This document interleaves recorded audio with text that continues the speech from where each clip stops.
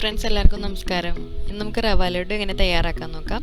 റവ ലഡു എന്ന് പറഞ്ഞു കഴിഞ്ഞാൽ നല്ല ടേസ്റ്റി ആയിട്ടുള്ള ലഡുവാണ്. അതേമാതിരി തന്നെ വളരെ പെട്ടെന്ന് തന്നെ നമുക്ക് തയ്യാറാക്കാനും പറ്റും. അപ്പോൾ റെസിപ്പിയിലേക്ക് പോകുന്നതിന് മുന്നേ ഒരു കാര്യം പറയാണ്ട്, ഈ ചാനൽ ആദ്യമായിട്ട് ആരെങ്കിലും കാണുന്നുണ്ടെങ്കിൽ ചാനൽ സബ്സ്ക്രൈബ് ചെയ്യാൻ മറക്കരുത്. സബ്സ്ക്രൈബ് ചെയ്യുമ്പോൾ സബ്സ്ക്രൈബ് ബട്ടനോട് ചേർന്ന് തന്നെ ഒരു ബെല്ലൈക്കൺ കൂടിയുണ്ട്, അതും കൂടി ഒന്ന് ക്ലിക്ക് ചെയ്യണം. അപ്പോഴാണ് നിങ്ങൾക്ക് പുതിയ വീഡിയോസ് അപ്ലോഡ് ചെയ്യുമ്പോൾ നോട്ടിഫിക്കേഷൻ കിട്ടുള്ളൂ. അപ്പോൾ നമുക്ക് റെസിപ്പി എങ്ങനെയെന്ന് നോക്കാം.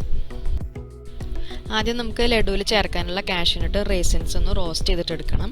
അതിന് വേണ്ടിയിട്ട് ഞാനൊരു പാൻ അടുപ്പത്ത് വെച്ചിട്ടുണ്ട്. ആ പാനിലേക്ക് ഒരു 1.5 ടേബിൾ സ്പൂൺ നെയ്യ് ഒഴിച്ചു കൊടുക്കുകയാണ്. ഇപ്പോൾ നെയ്യ് ഏകദേശം ഒന്ന് ചൂടായി വന്നിട്ടുണ്ട്. അപ്പോൾ ആദ്യം നമുക്ക് കാഷ്യൂനട്ട് റോസ്റ്റ് ചെയ്യാം. രണ്ടും സെപ്പറേറ്റ് ആയിട്ടാണ് റോസ്റ്റ് ചെയ്യണത്. അതിന് വേണ്ടിയിട്ട് ആദ്യം 1 ടേബിൾ സ്പൂൺ കാഷ്യൂനട്ട് റോസ്റ്റ് ചെയ്യാം. അപ്പോൾ അതൊരു ചെറിയ തീയിലിട്ടിട്ട് നല്ലൊരു ഗോൾഡൻ യെല്ലോ കളറാവണ വരെ മൂപ്പിച്ചെടുക്കാം. ഇപ്പോൾ ഇത് റെഡി ആയിട്ടുണ്ട്. ഇനി ഇത് മാറ്റാം. ഇനി ഇതുമാതിരി തന്നെ റേസിൻസും 1 ടേബിൾ സ്പൂണോളം ചേർത്ത് നല്ലൊരു കളർ വരുന്ന വരെ മൂപ്പിച്ചിട്ട് മാറ്റാം.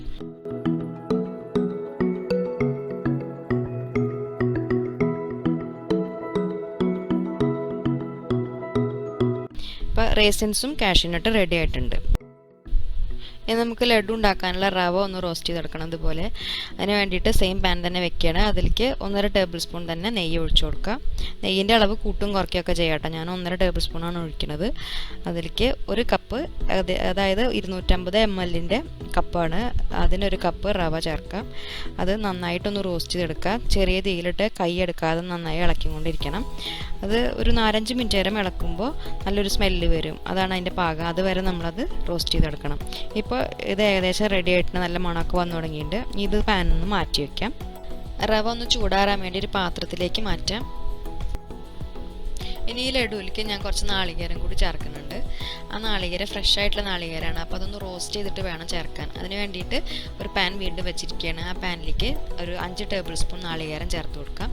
അത് നേരത്തെ ചെയ്തിരുന്ന മാതിരി തന്നെ ചെറിയ തീയിലിട്ടിട്ട് നന്നായിട്ടൊന്ന് റോസ്റ്റ് ചെയ്തെടുക്കാം. കളർ അധികം മാറൊന്നും വേണ്ട, ജസ്റ്റ് ഒന്ന് റോസ്റ്റായി കിട്ടിയാൽ മതി. ഇത് വേണമെന്നുണ്ടെങ്കിൽ നെയ്യ് ഒഴിച്ചിട്ട് റോസ്റ്റ് ചെയ്യാം, പക്ഷേ നെയ്യ് ഞാൻ ചേർക്കണില്ല. പിന്നെ അതുമാതിരി തന്നെ നിങ്ങളുടെ കയ്യിൽ ഡെസിക്കേറ്റഡ് കോക്കനട്ട് ഉണ്ടെന്നുണ്ടെങ്കിൽ അത് റവ റോസ്റ്റ് ചെയ്യുന്ന സമയത്ത് റവയുടെ കൂടെ തന്നെ നിങ്ങൾക്കത് റോസ്റ്റ് ചെയ്തെടുക്കാവുന്നതേ ഉള്ളൂ. ഇപ്പം ഞാൻ ഫ്രഷ് കോക്കനട്ട് യൂസ് ചെയ്തുകൊണ്ടാണ് സെപ്പറേറ്റ് ആയിട്ട് റോസ്റ്റ് ചെയ്യണത്. ഈ നാളികേരം നമുക്ക് റവയുടെ കൂട്ടത്തിൽ തന്നെ ചേർത്ത് കൊടുക്കാം. ഇത് രണ്ടും നന്നായി ഒന്ന് ചൂടാറിയ ശേഷം ഒന്നായിട്ട് പൊടിച്ചെടുക്കാനുണ്ട്. അപ്പോൾ അതുവരെ ഒന്ന് വെയിറ്റ് ചെയ്യാം. ഇപ്പോൾ റവയും നാളികേരം നന്നായി ചൂടാറിയിട്ടുണ്ട്. ഇനി നമുക്കതിലേക്ക് ആവശ്യത്തിനുള്ള മധുരം കൂടി ചേർത്തിട്ട് ഒന്ന് പൊടിച്ചെടുക്കാം. അതിന് വേണ്ടിയിട്ട് ഞാൻ ഒരു 1/4 കപ്പ് പഞ്ചസാര ചേർത്ത് കൊടുക്കുകയാണ്. മധുരത്തിൻ്റെ അളവ് നമ്മുടെ ഇഷ്ടത്തിനനുസരിച്ച് കൂട്ടും കുറയ്ക്കുകയൊക്കെ ചെയ്യാം കേട്ടോ.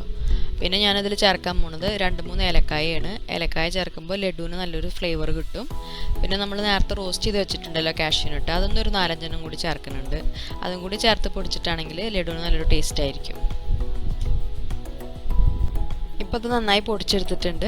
ഇങ്ങനെ പൊടിച്ചെടുത്തിട്ടുള്ള റവ കൊണ്ട് ലഡു ഉണ്ടാക്കുമ്പോൾ നല്ല സോഫ്റ്റായിട്ട് വരും. അതുകൊണ്ടാണ് ഞാനത് പൊടിച്ചിട്ടില്ലെങ്കിലും കുഴപ്പമൊന്നുമില്ല. പക്ഷേ നല്ല കൂടുതൽ സോഫ്റ്റ്നെസ് തോന്നുന്നത് പൊടിച്ച റവ വെച്ചിട്ട് ലഡു ഉണ്ടാക്കുമ്പോഴാണ്. ഇനി ഇതിലേക്ക് നമുക്ക് നേരത്തെ റോസ്റ്റ് ചെയ്ത് വെച്ചിട്ടുള്ള കാഷ്യൂനട്ട് റേസിൻസ് ഒന്ന് ചേർത്ത് നന്നായിട്ടൊന്ന് മിക്സ് ചെയ്തെടുക്കാം. ഇനി ഈ സ്റ്റേജിൽ നമുക്കത് ഉരുട്ടിയെടുക്കാൻ പറ്റില്ല. അപ്പോൾ നമ്മൾ എന്ത് വേണം, ഇതിലേക്ക് കുറച്ച് പാല് ചേർത്ത് കൊടുക്കണം. അതിന് വേണ്ടിയിട്ട് ഞാനൊരു 1/4 കപ്പ് കുറച്ച് ചൂടോട് കൂടിയിട്ടുള്ള പാല് ഇവിടെ എടുത്ത് വെച്ചിട്ടുണ്ട്. അത് മുഴുവനായിട്ട് നമ്മൾ ഒഴിക്കരുത്, കുറേശ്ശെ നമ്മൾ പുട്ടിനൊക്കെ നനയ്ക്കില്ലേ, അതേമാതിരി തന്നെ കുറേശ്ശെ ഒഴിച്ചിട്ട് നന്നായിട്ടൊന്ന് നനച്ചെടുക്കണം.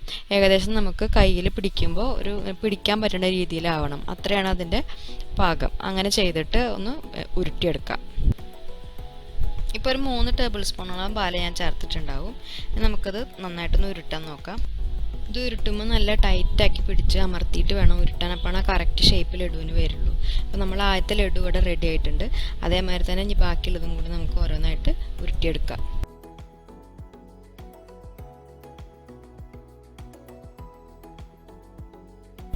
ഇപ്പോൾ ഇതെല്ലാം ഇവിടെ റെഡി ആയിട്ടുണ്ട്. ഇനി നമ്മളിത് പെട്ടെന്ന് തന്നെ കഴിക്കരുത്. പെട്ടെന്ന് കഴിക്കുമ്പോൾ അത് പൊടിഞ്ഞു പോകും. അത് കാരണം കുറച്ച് നേരം വെച്ചതിന് ശേഷം കഴിച്ചാൽ മതി. അപ്പോഴാണ് അതൊന്ന് സെറ്റായി കിട്ടുള്ളൂ. അപ്പോൾ ഈ റെസിപ്പി എല്ലാവർക്കും ഇഷ്ടപ്പെട്ടു എന്ന് വിചാരിക്കുന്നു. എല്ലാവരും ഒന്ന് ട്രൈ ചെയ്ത് നോക്കിയിട്ട് അഭിപ്രായം പറയൂ. അതേമാതിരി തന്നെ വീഡിയോ ഇഷ്ടപ്പെട്ടാൽ ലൈക്ക് ചെയ്യാനും ഷെയർ ചെയ്യാനും മറക്കരുത്. അപ്പോൾ വീണ്ടും നല്ലൊരു റെസിപ്പി ആയിട്ട് കാണാം. അതുവരെ എല്ലാവർക്കും താങ്ക് യു.